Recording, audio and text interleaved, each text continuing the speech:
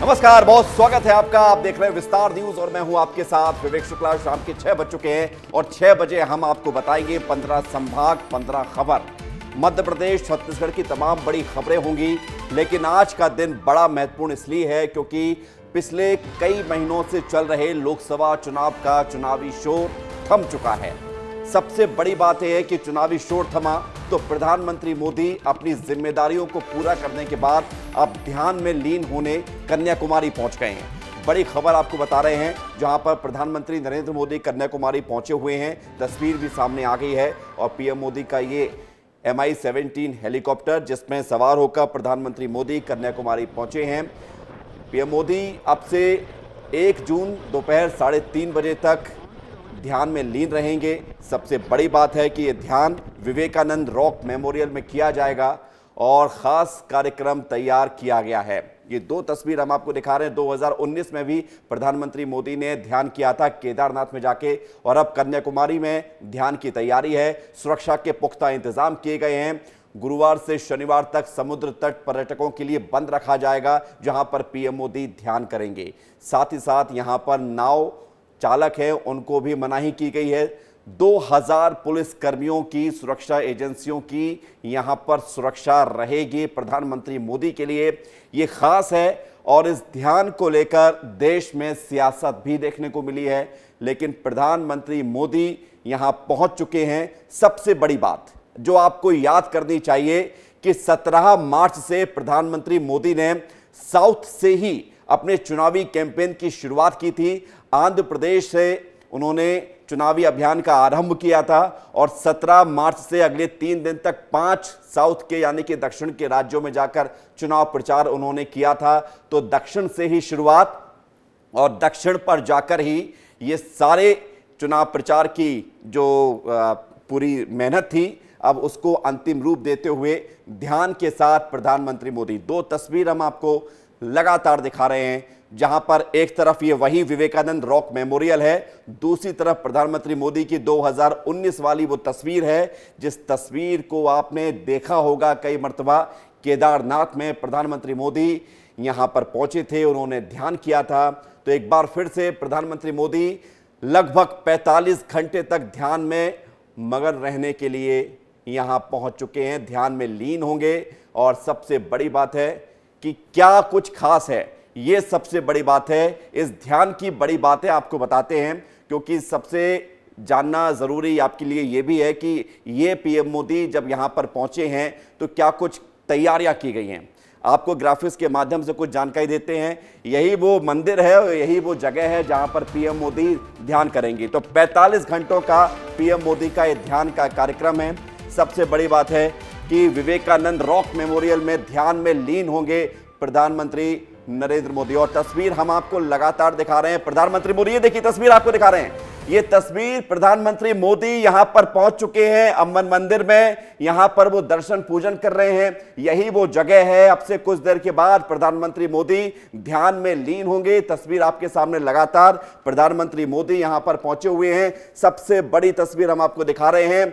देखिए, एक बड़ी जिम्मेदारी प्रधानमंत्री मोदी ने इस चुनाव प्रचार के दौरान भारतीय जनता पार्टी के लिए निभाई और देश के कोने कोने में जाकर चुनाव प्रचार किया। साउथ से ही शुरुआत की थी, 17 मार्च आंध्र प्रदेश, ये जानकारी हम आपको दे रहे हैं। और आज वापस जब चुनाव प्रचार का शोर थम चुका है, सभी 7 चरणों के लिए चुनाव प्रचार का शोर थमा। 6 चरण में वोटिंग भी हुई। अब आखिरी चरण में 1 जून को मतदान होना है।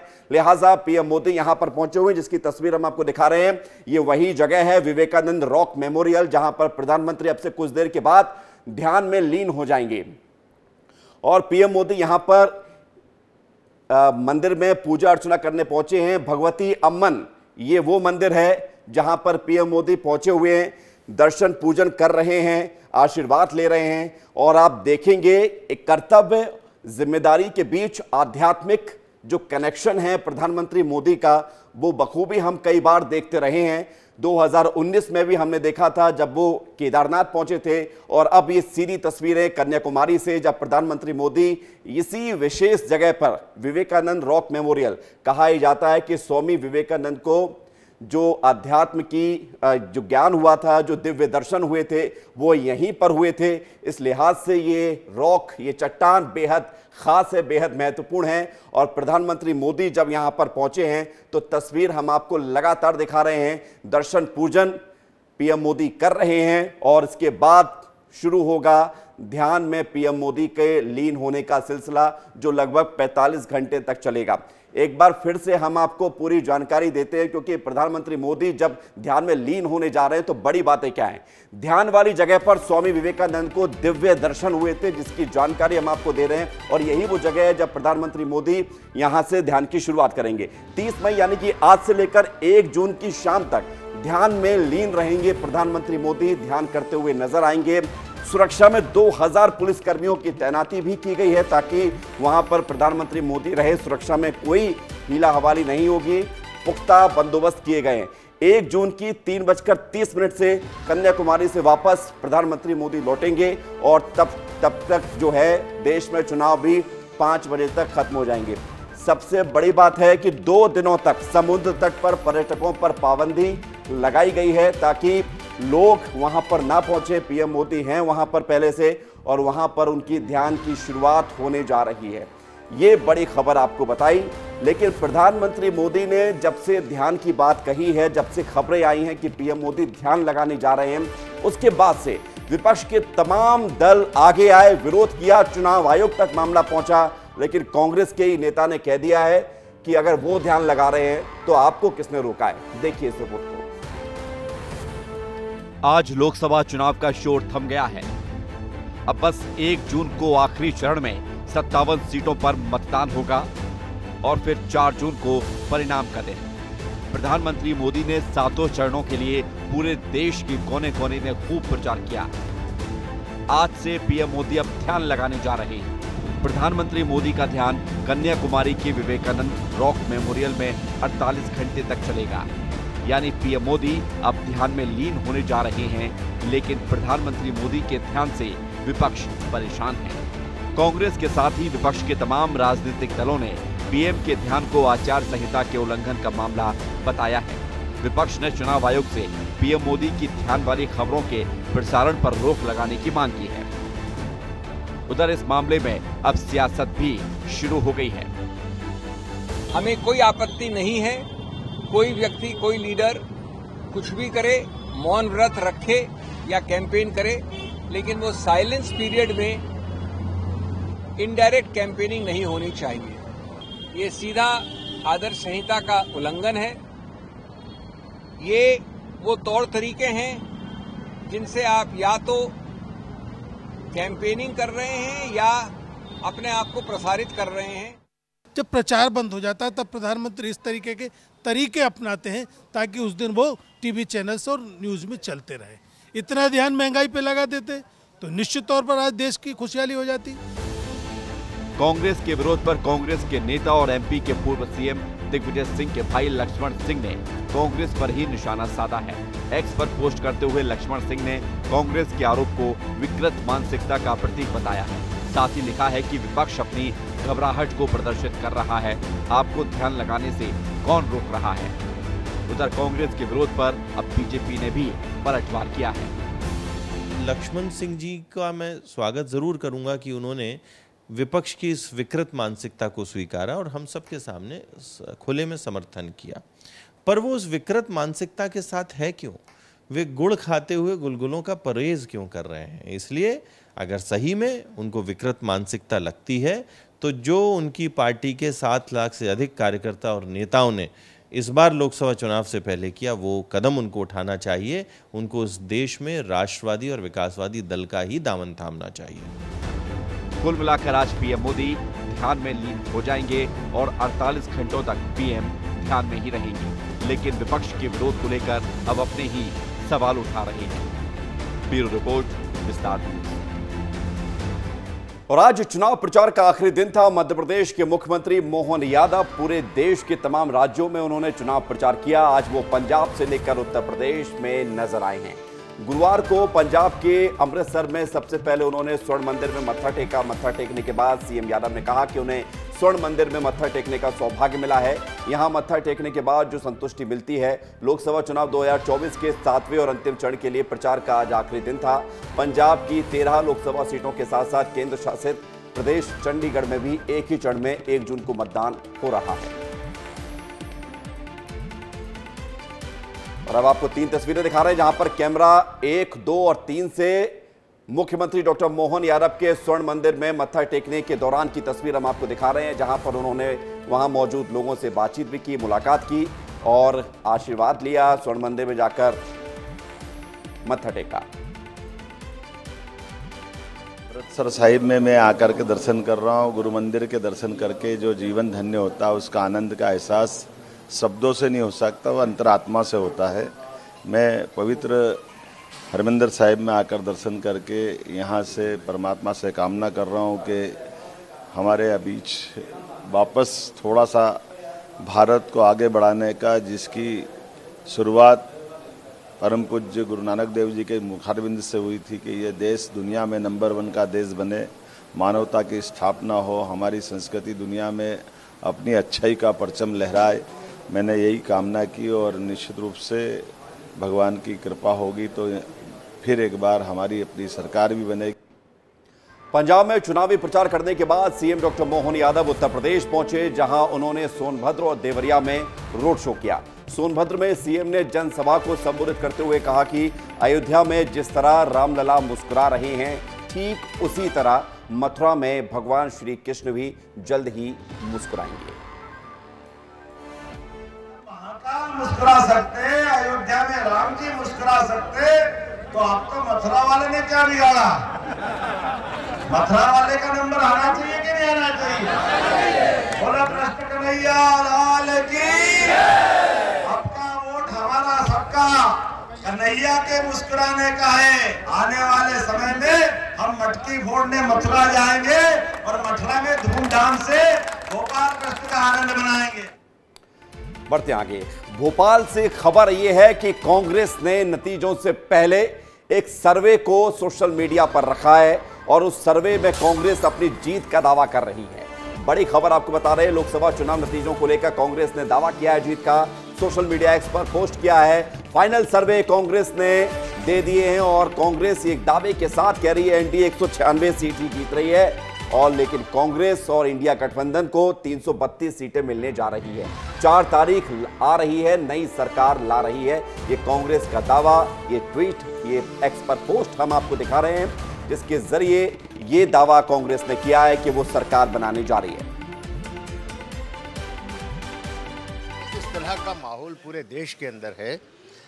कांग्रेस पार्टी 332 सीटें अपने गठबंधन इंडिया गठबंधन के साथ जीतने जा रही है और भारतीय जनता पार्टी का तो आरएसएस का सर्वे बता रहा है कि वो 200 को टच नहीं कर पा रहे हैं। कांग्रेस पार्टी के दावे केवल हवा हवाई हैं। कांग्रेस के नेता, प्रवक्ता या सोशल मीडिया जो भी दावे करें, याद रखें कि 4 जून को दावे का सामना कर सके, फिर 4 जून को ईवीएम, निर्वाचन आयोग, सुप्रीम कोर्ट संस्थानों पर दोषारोपण न करें।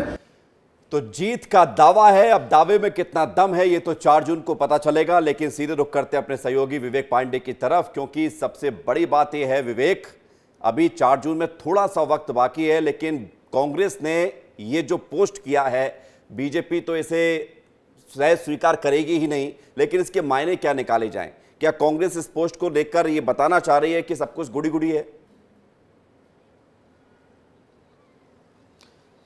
देखिए विवेक, अभी आपने जिक्र किया था लक्ष्मण सिंह के ट्वीट का कि कांग्रेस को भी ध्यान लगाना चाहिए। ठीक यही बात है कि वो ये बात कह रहे हैं कि कांग्रेस को ध्यान लगाना चाहिए, क्योंकि कांग्रेस का ध्यान कहीं और है। और जब देश में तमाम सारी बातें निकल के आ रही हैं कांग्रेस पार्टी को लेकर, तब वो ऐसा पोस्ट करते हैं कि कांग्रेस गठबंधन को, यानी कि इंडिया गठबंधन को 350 से अधिक 380 सीटें मिलेंगी और बीजेपी 200 में ही सिमट जाएगी। और सबसे महत्वपूर्ण बात है कि विवेक, आपको याद होगा साल 2023 का इलेक्शन था, विधानसभा का, और ठीक इसी तरीके से नतीजों के इंतजार के 2 दिन पहले एक पोस्टर लगा दिया गया और कमलनाथ को भावी मुख्यमंत्री बना दिया गया। बाद में जो किरकिरी हुई वो हुई, लेकिन बीजेपी को बैठे बिठाए मुद्दा दे दिया। ठीक वही कोशिश इस बार सर्वे जारी करके की गई है। और दूसरी तरफ तो लड्डू बंटवाए जा रहे हैं। कांग्रेस ऑर्डर दे चुकी है 1 क्विंटल लड्डू का, लेकिन अगर पूछा जाए कांग्रेस से कि आखिर कितना एडवांस पेमेंट किया है तो कोई नेता जवाब नहीं देगा। यानी कि सिर्फ हवाई बातें हैं और यही पूरे सर्वे में दिख रही हैं। कांग्रेस को ये कोई पोस्ट नहीं करना चाहिए था।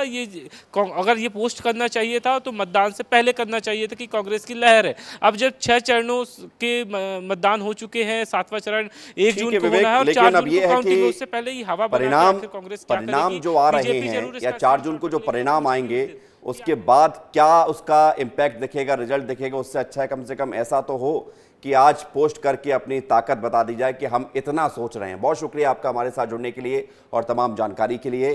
और आपको याद होगा कि मध्य प्रदेश में या फिर पूरे देश में जब लोकसभा के चुनाव खत्म हो जाते हैं तो हर बार कुछ नए सांसद जुड़ते हैं और अलग अलग राज्यों से पहुंचते हैं। मध्य प्रदेश में भी लोकसभा चुनाव खत्म हो चुके हैं। अब सभी की नजर 4 जून को है। प्रदेश में 9 लोकसभा सीटें ऐसी हैं जहां पर हारे जीते कोई भी, लेकिन यहां नए सांसद ही मिलेंगे। 2019 में 17 नए सांसद चुने गए थे।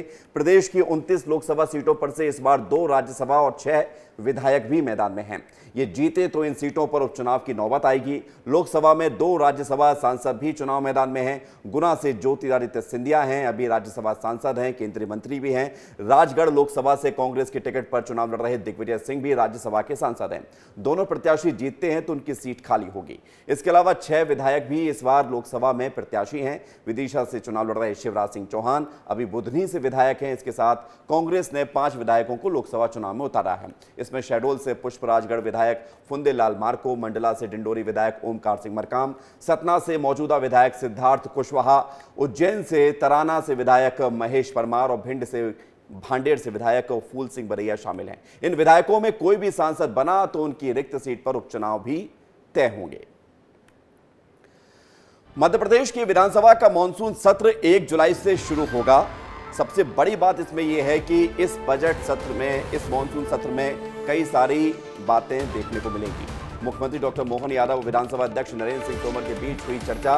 विधानसभा सचिवालय में इस बारे में अधिसूचना भी जारी कर दी गई है। ये सत्र 19 जुलाई तक चलना प्रस्तावित है। इसमें 14 बैठकें हो सकती हैं। लोकसभा चुनाव की वजह से इस मॉनसून सत्र में बजट भी पेश किया जाएगा। बजट और अनुदान मांगों पर चर्चा के साथ सरकार आधा दर्जन विधेयक भी इस विधानसभा के विशेष सत्र में पेश करेगी।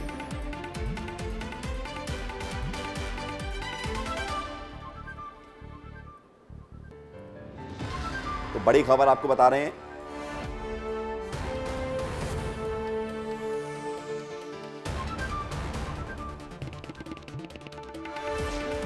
मध्य प्रदेश की विधानसभा का यह सत्र 1 जुलाई से प्रारंभ होकर 19 जुलाई तक चलेगा।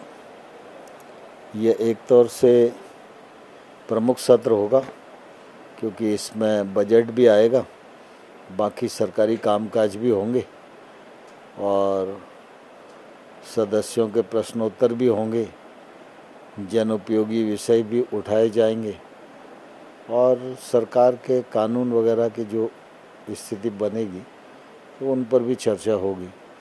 मैं समझता हूँ ये महत्वपूर्ण सत्र होगा। आज उसका नोटिफिकेशन जारी हुआ है और सत्र की सारी तैयारियां हम लोग कर रहे हैं। तो सत्र की तैयारी हो चुकी है, ये कहना है नरेंद्र सिंह तोमर का, जो कि विधानसभा अध्यक्ष हैं। उधर उज्जैन में आज केंद्रीय मंत्री ज्योतिरादित्य सिंधिया ने बाबा महाकाल के दर्शन किए, पूजा अर्चना की। इस दौरान उनके साथ मंत्री तुलसी सिलावट, गोविंद सिंह राजपूत भी मौजूद रहे। आपको बता दें कि ज्योतिरादित्य सिंधिया मंदिर में पहुंचकर उन्होंने दर्शन पूजन किया है। उनके साथ मंत्री भी मौजूद रहे हैं। साथ ही संतोष कृष्णानी, विस्तार न्यूज के संवाददाता ने सिंधिया से खास बातचीत भी की है, वो भी दिखाते हैं। महाकालेश्वर के दरबार में ज्योतिरादित्य सिंधिया शीश नवाने बाबा महाकाल का आशीर्वाद लिया और विधि विधान के साथ उन्होंने पूजा अर्चना भी की है। साथ ही मंदिर में जितने भी विकास कार्य चल रहे हैं सांसद जी से उन्होंने बात भी की, किस प्रकार का विकास कार्य चल रहा है और जितना भव्य हो सके उस भव्य मंदिर को बनाने की अपील भी की गई है। कहीं ना कहीं जिस प्रकार सिंधिया परंपरा अनुसार ही मंदिर निर्माण सिंधिया ट्रस्ट नहीं कराया था, आपने विकास कार्यों को भी जायजा लिया।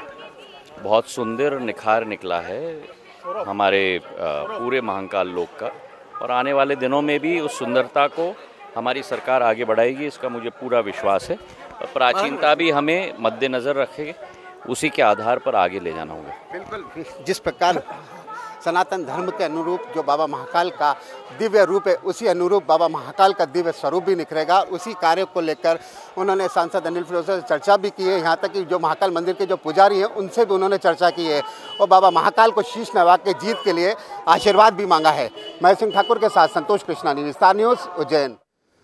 तो बाबा महाकाल के दर्शन करने के लिए उज्जैन पहुंचे हुए थे केंद्रीय मंत्री ज्योतिरादित्य सिंधिया। अब बात छत्तीसगढ़ की करेंगे, क्योंकि छत्तीसगढ़ की बीजेपी ने एक कार्टून पोस्टर जारी किया और इस पर राजनीति भी खूब हुई। कांग्रेस ने इस कार्टून के जरिए बीजेपी पर निशाना साधा। बीजेपी ने फिर से पलटवार किया है। इस रिपोर्ट को आप देखिए।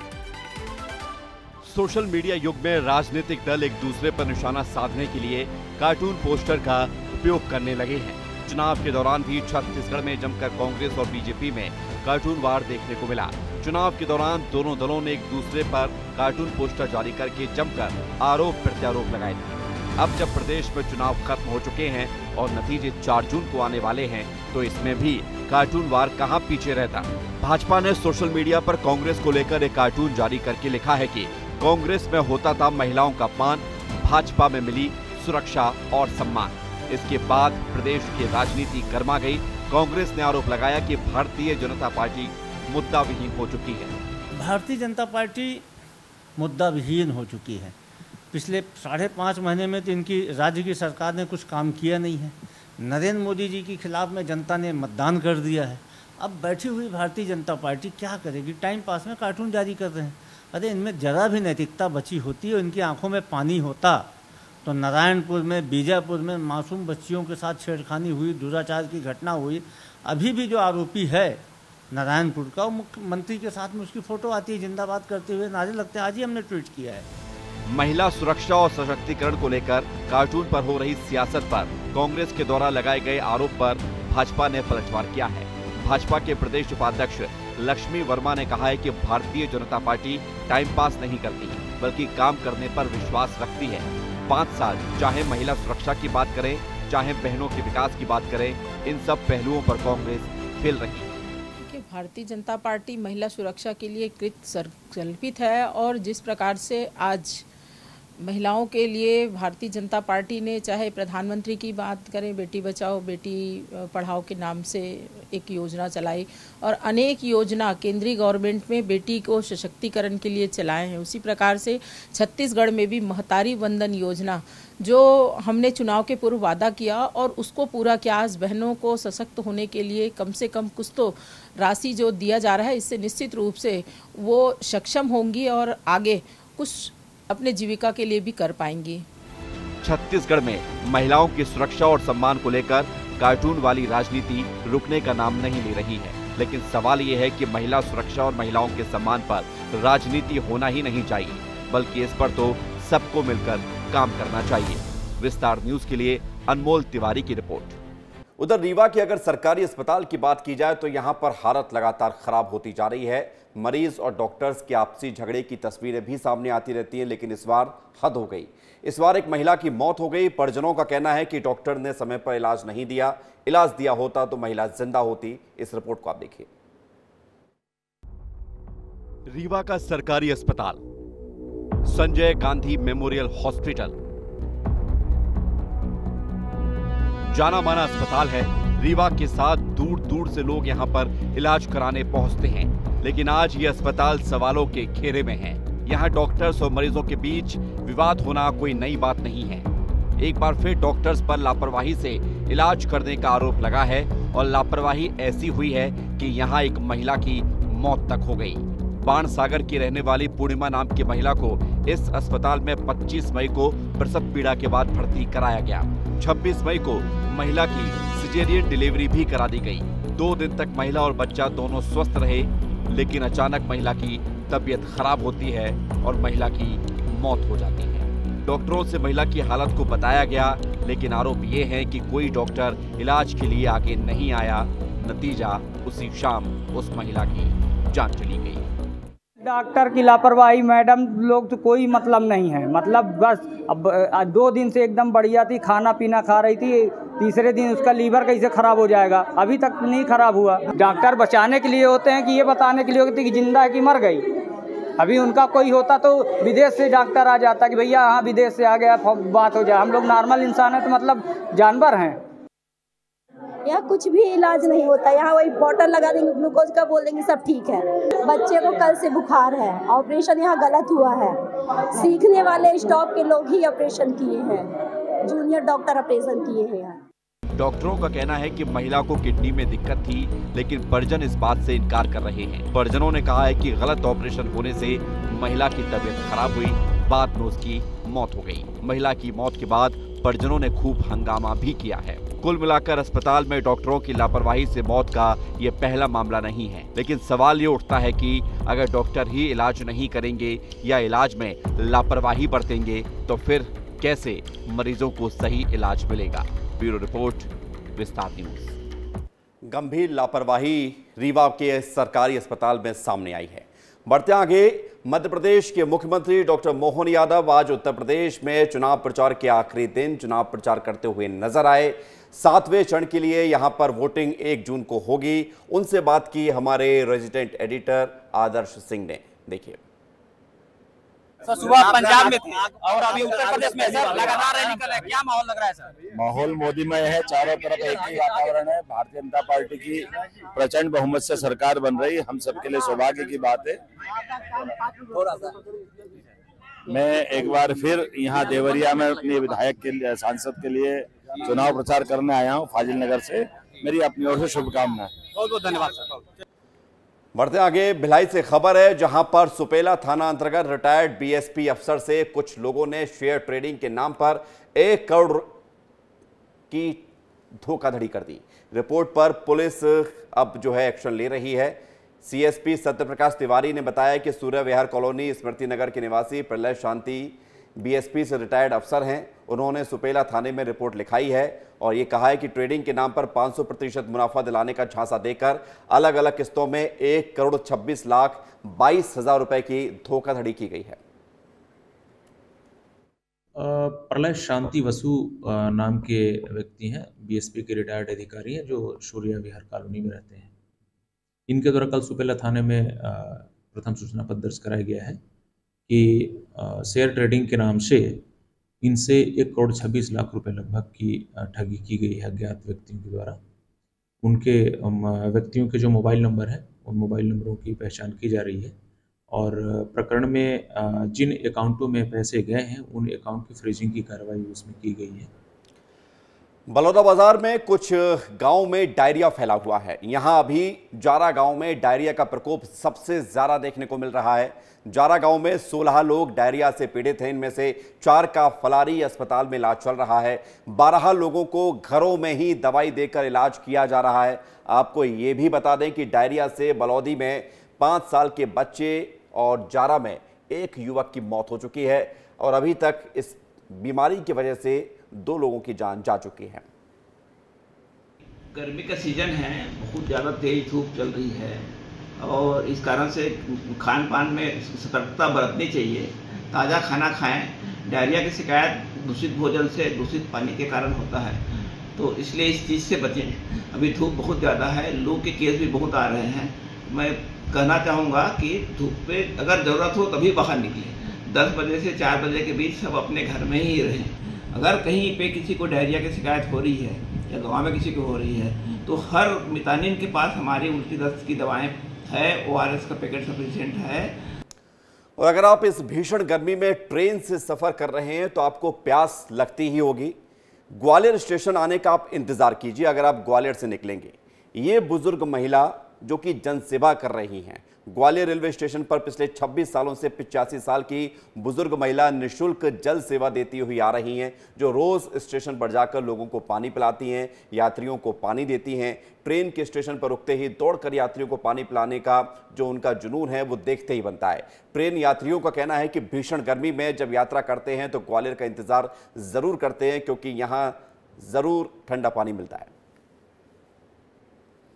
इस भीषण गर्मी में अगर आप ट्रेन में यात्रा कर रहे हैं और प्यासे हैं तो ग्वालियर रेलवे स्टेशन का इंतजार कीजिए, क्योंकि यहाँ पर एक 45 साल की बुजुर्ग महिला जल सेवा कर रही है। और सबसे खास बात यह है कि इस भीषण गर्मी में 85 साल की बुजुर्ग महिला जो 26 साल से ऐसे ही इसी ग्वालियर रेलवे स्टेशन पर जो यात्री हैं उनको पानी पिलाकर जल सेवा कर रही हैं। आप देख सकते हैं। दादी आप बताइए, कब से आप यहाँ पर पानी पिला रही हैं? एक महीना डेढ़ हो गया। कितनी साल हो गई आपको? 26 साल। 26 साल से लगातार यहाँ पर ग्वालियर रेलवे स्टेशन पर आप? हाँ। तो ऐसी भीषण गर्मी में हैं और बुजुर्ग लोगों को बाहर निकलना भी बंद कर दिया है। नो। कैसा महसूस करती हैं आप जल सेवा? कुछ नहीं करती, मैं उसको भगवान को याद करती हूँ। बिल्कुल। तो ये बुजुर्ग महिला हैं, आप बताइए, उनके पति भी हैं उनके साथ, कब से आप यहाँ पर जल सेवा कर रहे हैं? सर हम 26 साल से लगातार सेवा करते आ रहे हैं और जब भी हमने एयरफोर्स की नौकरी छोड़ी है तब से हम यही काम मतलब कभी छोड़ा नहीं। आप और आपकी पत्नी? मैं और मेरी पत्नी लगातार यहाँ आते। तो जो यात्री आते हैं ट्रेन में आते हैं कैसे? जो यात्री ट्रेन में आते हैं उनको पानी पिलाते हैं और जो भी यात्री हैं यहाँ स्टेशन पर होते हैं हम सभी को पानी पिलाते हैं। बड़ी सेवा है, क्योंकि इस भीषण गर्मी में लोग घर से बाहर नहीं निकल रहे हैं। ऐसे में एक बुजुर्ग दादी महिला के द्वारा लोगों को जल सेवा प्रदान की जा रही है। कैमरामैन संजय चंदिल के साथ अनिल गौर, विस्तार न्यूज। ग्वालियर की अगर बात की जाए तो यहां पर भीषण गर्मी तो पड़ ही रही है, दूसरी तरफ लोग बिजली कटौती से परेशान हैं। तापमान बढ़ता जा रहा है, लोग बीमार भी पड़ रहे हैं। बार बार हो रही बिजली कटौती को लेकर प्रदेश के ऊर्जा मंत्री प्रद्युम्न सिंह तोमर से विस्तार न्यूज ने बातचीत की है। देखिए। इस वक्त हमारे साथ मध्य प्रदेश के ऊर्जा मंत्री प्रद्युम्न सिंह तोमर हैं। सर, ऐसा देखने में आ रहा है कि पूरे मध्य प्रदेश में लगातार बिजली ट्रिपिंग के साथ साथ बिजली कटौती की जो समस्या है वो लगातार आ रही है। निश्चित रूप से इसमें भीषण गर्मी है, तापमान तेज है, कई जगहों पे कई ट्रांसफार्मर लोड अधिक होने के कारण फूंक रहे हैं, ट्रिप कर रहे हैं। बैठक भी आज आपने की है, क्या कुछ निर्देश दिए अधिकारियों को बिजली कटौती कि जहाँ पे बिजली का मेंटेनेंस हमारे समय पे हो, लोगों को आग्रह भी करें, जाके मिलें कि जहाँ पे लोड अगर अधिक है तो उस हिसाब से ट्रांसफार्मर पे अपना लोड बढ़वा लें, जिससे वहाँ पे जैसे 100 kV का ट्रांसफार्मर लगा है और वहाँ पे 200 kV की मांग है, तो 100 kV के ट्रांसफार्मर पे 200 का लोड जाएगा तो ट्रांसफार्मर फूंक जाएगा। तो सबसे लोगों से भी ये भी अपील की है, सहयोग करें। लेकिन कई इलाके ऐसे हैं जहाँ पर बिजली कटौती 2 से 3 घंटे या 4 घंटे हो रही है, तो वहाँ पर एक ऐसा स्थान बताओ जहाँ बिजली कटौती नियमित रूप से हो रही हो। कई मध्य प्रदेश में कई जगह से कोई ऐसी जगह नहीं है, कोई स्थान नहीं है, मुझे एक बता दो। अगर उस दिन का मैं आपको प्रोग्राम दूंगा कि उस दिन मेंटेनेंस इस जगह हो रहा था, इस जगह मेंटेनेंस हो रहा था, या आंधी या तूफान में कोई ट्रांसफार्मर फूंक गया होगा, लोड से अधिक ट्रांसफार्मर फूंक गया होगा या कोई खंभा टूट गया होगा, मुझे एक जगह ऐसी चिन्हित करके बताओ कि यहाँ पे हमने अघोषित विद्युत कटौती की। विद्युत अवरोध कहो कि किसी न किसी कारण से विद्युत अवरोध हो सकता है। मध्य प्रदेश के ऊर्जा मंत्री प्रद्युम्न सिंह तोमर हैं, उनका साफ तौर पर कहना है कि जिस तरीके से पूरे मध्य प्रदेश में भीषण गर्मी है और इस वजह से जो ट्रांसफार्मर हैं वो ओवरलोड हैं और यही कारण है कि लोगों से भी उन्होंने मदद की है कि बिजली की बचत करें ताकि ये समस्या दोबारा ना आए। कैमरामैन संजय चंदेल के साथ अनिल गौर, विस्तार न्यूज। उधर भीषण गर्मी को देखते हुए छत्तीसगढ़ के मुख्यमंत्री विष्णुदेव साय ने सोशल मीडिया एक्स पर वीडियो पोस्ट करके लोगों से अपील की है। सीएम ने कहा है कि गर्मी से बचें, सुरक्षित रहें और अपना ध्यान रखें।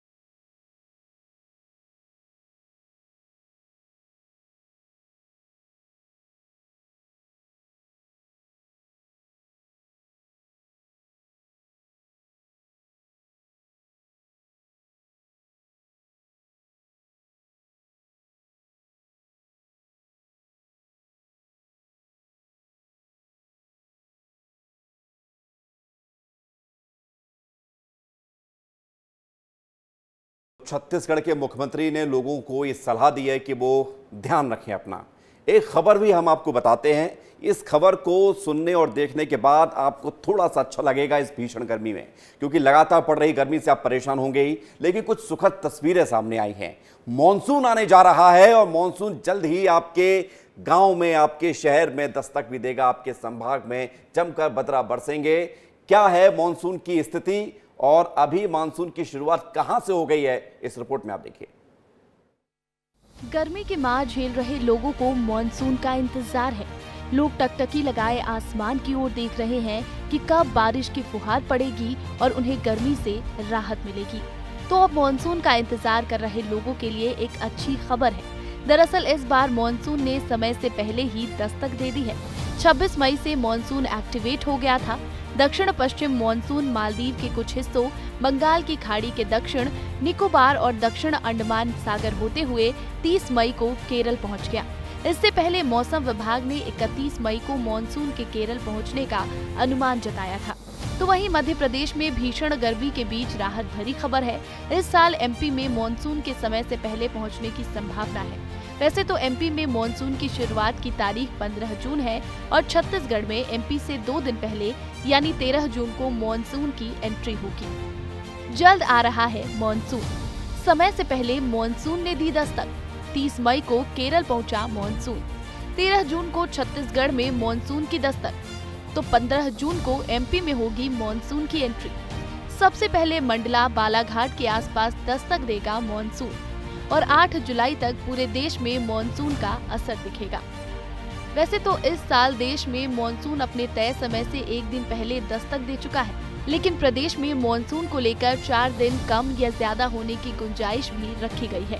साथ ही इस बार अल नीनो खत्म हो चुका है और ला नीना एक्टिव है, जो मॉनसून को और रफ्तार देने का काम करेगा।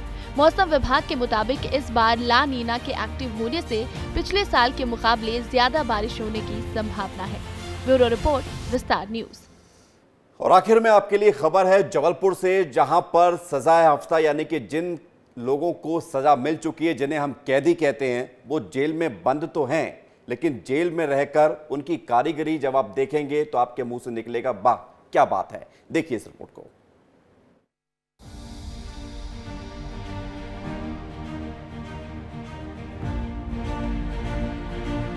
इन तस्वीरों को देखकर आप सोच रहे होंगे कि ये किसी बड़े कारखाने की है और काम कर रहे ये लोग हुनरमंद कारीगर हैं, लेकिन हम आपको ये बता दें कि ये किसी कारखाने की तस्वीर नहीं, बल्कि जबलपुर का नेताजी सुभाष चंद्र बोस केंद्रीय जेल की तस्वीरें हैं और काम कर रहे ये लोग सजाए हफ्ता कैदी हैं। जेल प्रशासन के द्वारा कैदियों को हर वो कला सिखाई जाती है जिसमें उनकी रुचि होती है। इसलिए जबलपुर के सेंट्रल जेल में फर्नीचर से लेकर वेल्डिंग, हैंडलूम, पावर लूम, सिलाई और प्रेस प्रिंटिंग तक का काम कैदियों को सिखाया जा रहा है। हर कारखाने में कैदी काम सीखते भी हैं और सीखने के बाद दूसरे कैदियों को सिखाते भी हैं, और इस काम से जो आमदनी होती है वो सीधे बंदियों के खाते में जाती है और जेल प्रशासन की भी कमाई हो जाती है। विस्तार न्यूज की टीम ने जेल में काम कर रहे बंदियों से जब बातचीत की तो उन्होंने अपने काम से खुशी जाहिर की। साथ ही ये भी कसम खाई कि जिस गुनाह की सजा वो काट रहे हैं उसे दोबारा कभी नहीं करेंगे। तमाम बंदी इस समय कुर्सियां बना रहे हैं और ऐसे ही ये यहाँ पर लोहे का भी काम करते हैं, यहाँ पर फर्नीचर का भी काम करते हैं, हैंडलूम का भी काम करते हैं, पावर लूम का भी काम करते हैं, जिनकी तस्वीरें आप देख सकते हैं इस समय। तो निश्चित तौर पर ये जो तमाम बंदी हैं, हम इनसे चर्चा भी करेंगे और पूछेंगे कि उन्हें क्या सीखने को मिला। दादा, क्या नाम है आपका? बेया। कब क्या हुआ? 18 में आए। तो फिर यहाँ आने से ये मौका मिल गया काम करने का? हाँ जी। ये काम पहले से जानते थे या यहाँ आके सीखा? नहीं, यहीं आके सीखी। यहीं आके जी। आप यहाँ पर आए हैं, ये काम पहले से जानते थे आप? जी हाँ, पहले से जानते थे। जी हाँ। यहाँ पर तो आपको सिखाने का मौका भी मिल गया लोगों को? हाँ, कई सिखा रहे हैं। कई लोगों को सिखाया है? जी हाँ। ये काम बाहर भी करोगे आप? हाँ, बाहर काम ही कर दे। बाहर ही काम करते थे। यहाँ वो हुनर काम आ गया। जी। कितने साल की सजा मिली? आजीवन की है सर। आजीवन की है जी। तो ये जो काम सीख रहे हैं आप, तो इससे कुछ फ़ायदा होगा आपको? फ़ायदा हाँ, आगे चल के बाहर निकलेंगे जब तो अपने काम आएगा, दो पैसा कमाएंगे अपने घर का जो भी है। यहाँ भी जो काम कर रहे हो उसका पैसा मिल रहा है? जी हाँ, इसका पैसा बनता है जो भी है, और आगे चल के मिलेगा जब बिल्कुल, तो देखिए हर बंदी की ये उम्मीद है, कोशिश है कि वो जो यहाँ पर गलती करके आया था उसे सुधारने का भी मौका मिल रहा है, कुछ सीखने का भी मौका मिल रहा है, ताकि आगे चलकर जब भी वो जेल की चार दीवारियों से बाहर निकले तो समाज की मुख्य धारा में जुड़ सके। जेल प्रशासन का कहना है कि जेल में आने वाले हर अपराधी को सुधारने का एक मौका जरूर दिया जाता है और इसलिए जेल प्रशासन के द्वारा कैदियों को हर तरह की मदद उपलब्ध कराई जाती है। जिस कैदी की रुचि जिस भी काम में होती है उसे वही काम करने के लिए दिया जाता है। इसके बदले कैदियों को 94 रुपए प्रतिदिन से लेकर 154 रुपए प्रतिदिन का मेहनताना भी दिया जाता है। कैदियों के द्वारा जो कुछ भी बनाया जाता है उसे खुले बाजार में भी बेचा जाता है। यही वजह है कि जबलपुर जेल प्रशासन ने पिछले 3 महीनों में ही बंदियों के द्वारा किए गए कामों से 75 लाख रुपए की आमदनी कर ली है और हर महीने तकरीबन 1300 कैदियों के द्वारा काम किया जाता है। यहाँ जितने बंदी, समस्त बंदी जो काम करते हैं, फैक्ट्रियों में काम करते हैं प्लस अन्य काम भी करते हैं, उस सारे में वो उन्हें पारिश्रमिक दिया जाता है। और करीब करीब इस प्रकार से जनवरी, फरवरी, मार्च अगर तीनों का मैं आंकड़ा देखूं तो 75 लाख रुपए हैं जो बंदी पारिश्रमिक के रूप में उनके प्रत्येक बंदी के खाते में, जैसा जिसने अर्जन किया है वैसे उसके खाते में गए हुए। कुल मिलाकर कहा जाए कि जेल प्रशासन की ये पहल सराहनीय है, क्योंकि कहा यह भी जाता है कि घृणा अपराध से करो, अपराधी से नहीं। जेल से छूटने के बाद ये बंदी समाज की मुख्य धारा में जुड़ने का काम जरूर करेंगे। ब्यूरो रिपोर्ट, विस्तार न्यूज। तो फिलहाल 15 संभाग 15 खबर में आज के लिए इतना ही। बाकी खबरों के लिए आप देखते रहिए विस्तार न्यूज, क्योंकि यहां खबरें लगातार जारी हैं।